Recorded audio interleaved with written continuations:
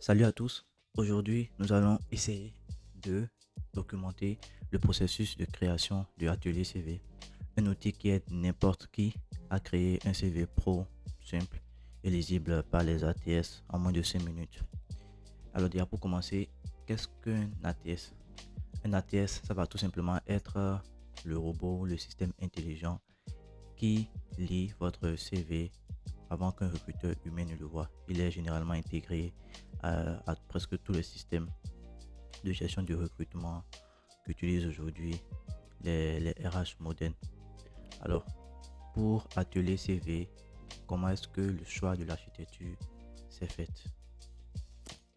Je voulais quelque chose d'hyper simple, de pas compliqué, qui ne gardait pas. Je ne voulais pas avoir à gérer des utilisateurs, avoir des comptes, avoir un système totalement payant ou autre. Je ne voulais rien de tout ça. Je voulais juste un outil gratuit qui gardait les informations des utilisateurs dans le navigateur et qui ne les exposait jamais nulle part ailleurs. C'est pourquoi j'ai choisi en fait de partir sur une application purement front-end.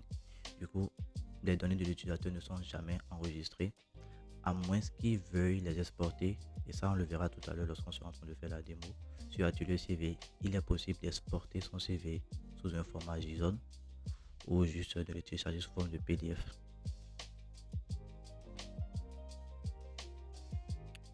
Alors, voici comment se présente l'interface. Nous avons entre autres 4 espaces où peut se dérouler l'édition d'un CV via Atelier CV. Donc, nous allons faire le tout, entre autres. Ici, nous avons le formulaire. Donc, à travers le formulaire, c'est hyper simple. Il suffit juste de renseigner les informations comme on peut le voir ici. Là, j'ai des informations déjà pré-remplies.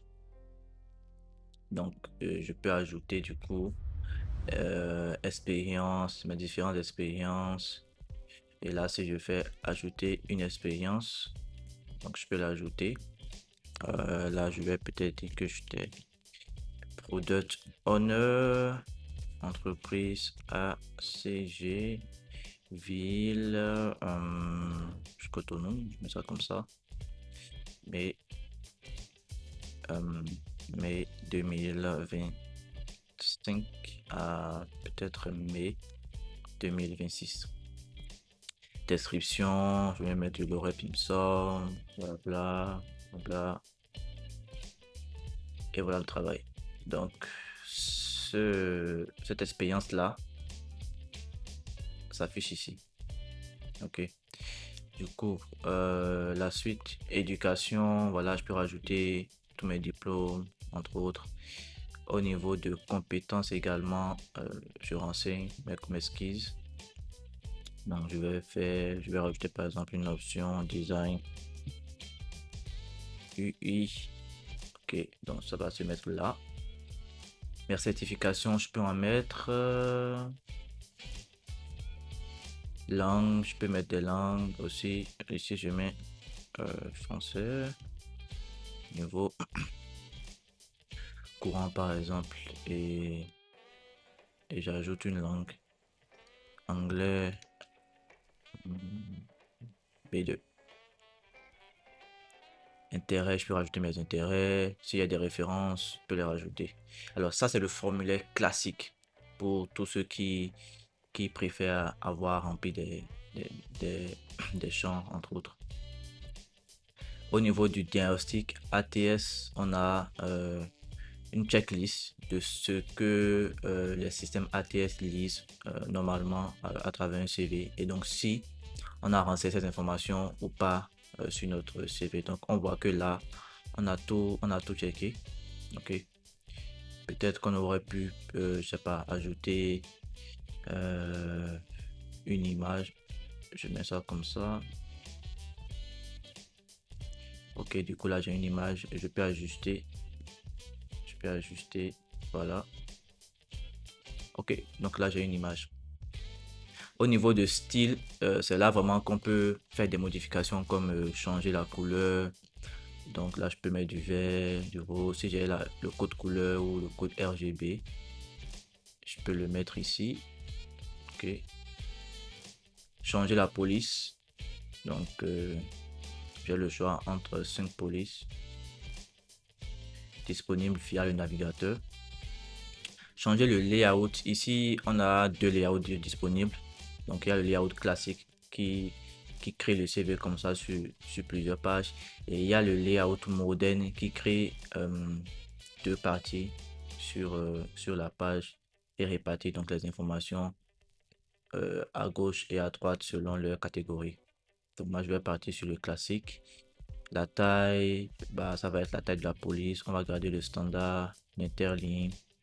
Et on peut optimiser le contenu pour une page. Donc ça, c'est pour globalement le style. Après, pour des personnes qui sont un peu plus avisées, qui sont un peu plus expérimentées par rapport à tout ce qui est JSON et autres, voilà, ils peuvent utiliser l'éditeur JSON pour modifier les lignes du CV. Mais surtout, l'utilité réelle de l'éditeur JSON, c'est de permettre en fait à l'IA de vous assister. Donc, on peut utiliser l'assistant qu'on a mis en place, l'assistant GPT de Atelier CV, pour donc écrire le JSON qu'il faut et qui va correspondre en fait au format attendu par Atelier CV. Donc, je peux par exemple ici lancer l'assistant GPT, mais avant ça, je vais survoler rapidement ces options là. Donc, on peut exporter son CV sous forme JSON, ce qui nous permet en fait plus tard de pouvoir l'importer et le modifier facilement via l'interface. Donc ici, je vais lancer l'assistant GPT qui connaît déjà ce qui est attendu. Il va s'ouvrir et ce que je vais faire, je vais discuter avec lui. Donc je vais lui dire par exemple, voici l'offre auquel je veux postuler. Ok. Donc je copie ça.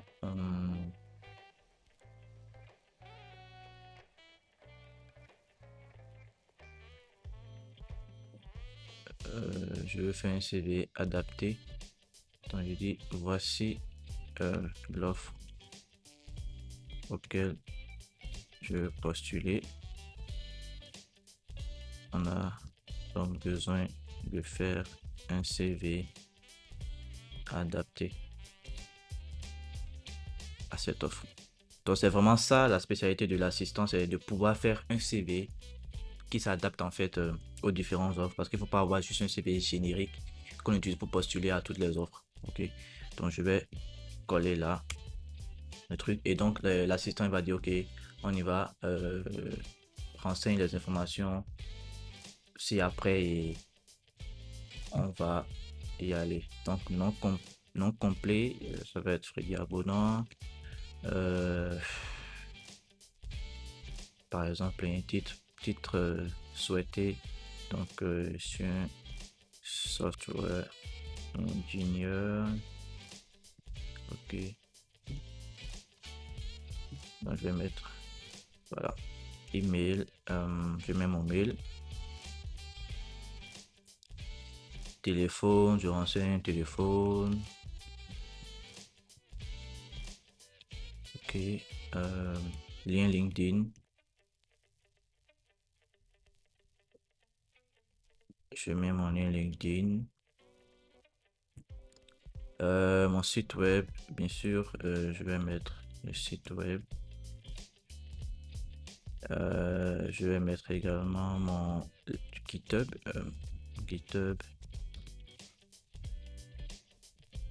Vraiment, la discussion avec l'assistant, ça va être pour comprendre mieux votre profil.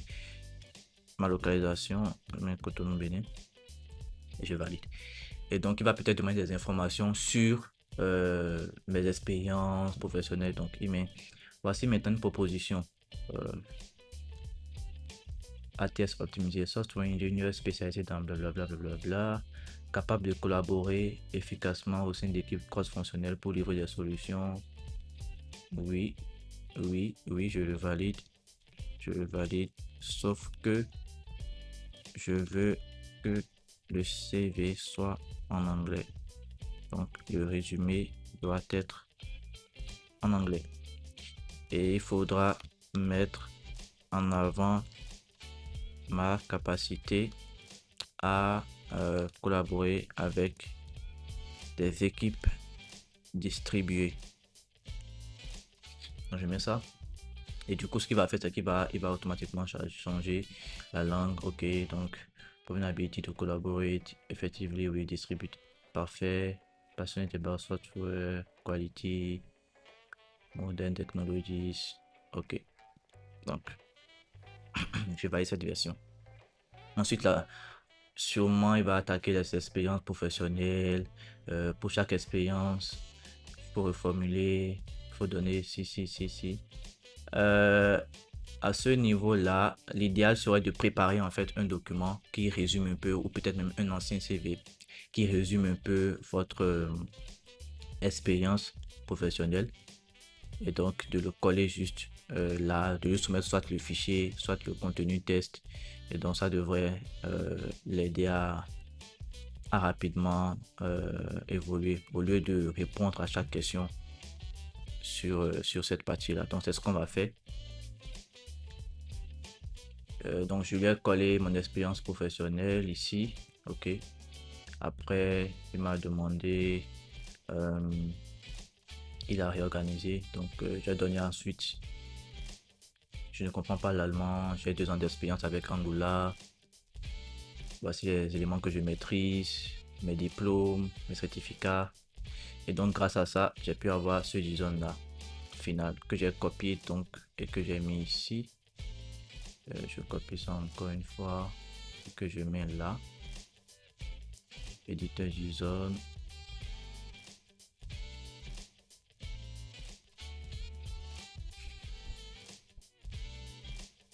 Donc je le mets là et donc j'ai mon CV.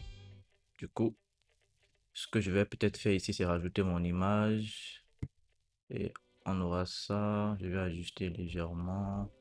Voilà. Et donc là, j'ai mon CV. J'aime très bien le style que ça donne là. Éventuellement, je peux changer le layout pour avoir le layout moderne. Mais j'aime beaucoup le premier, donc je vais plutôt rester sur les classiques. Et donc, c'est tout. C'est tout. Le résumé doit contenir 50 et 600 caractères. Ouais, ça, c'est pas faux. J'en ai écrit un peu de trop. La photo, la retirer pour des candidatures vers les USA, UK, au Canada. Donc ça, on pourra corriger ça. Mais globalement, voilà, j'ai déjà un CV prêt et taillé pour cette offre-là. Mais ça m'a pris globalement, je pense, 10 minutes maxi. Et les étapes qui peuvent rapidement être automatisées, comme je le disais tantôt, c'est vraiment avoir déjà quelque chose qui marche et donc juste le donner comme input et ça va l'utiliser. Petite pause pour parler rapidement du moteur de rendu du CV. Ça a été hyper compliqué d'avoir du pixel perfect parce qu'au début, on avait plein de colonnes, des marges, plein de trucs décalés. C'était beau à voir, mais quand on téléchargeait, en fait, c'était la cata. Donc ça a été hyper compliqué de résoudre ce problème-là. Et je crois que jusque là maintenant, c'était le plus gros challenge technique que j'ai eu à rencontrer avec Atelier CV. Continuons la démo. Quoi d'autre? Donc là, vu que j'ai un très bon point d'entrée, je peux exporter ce JSON là et après l'utiliser comme input pour l'assistant les prochaines fois, tout simplement. Et donc, il y a un guide par ici et un schéma JSON.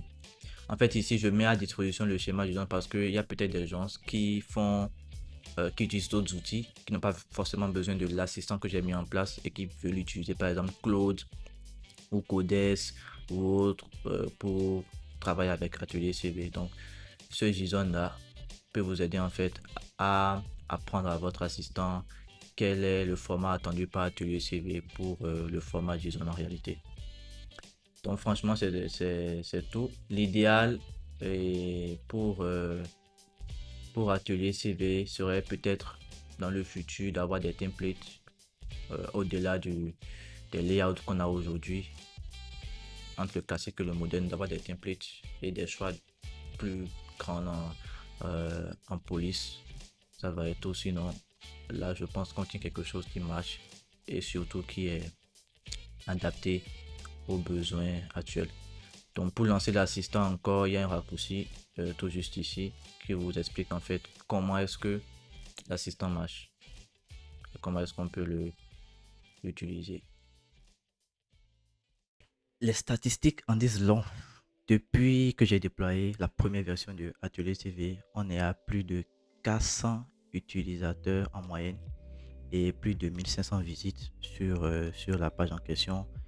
Et à l'heure où je parle, on est en moyenne à 5 ou 3 utilisateurs par jour pour des sessions de 4 à 5 minutes sur la plateforme. Donc chaque jour, il y a des personnes en fait qui utilisent Atelier CV pendant 3, 4, 5 minutes pour créer leur CV et postuler à des offres. Et cela fait énormément plaisir de voir ces statistiques-là.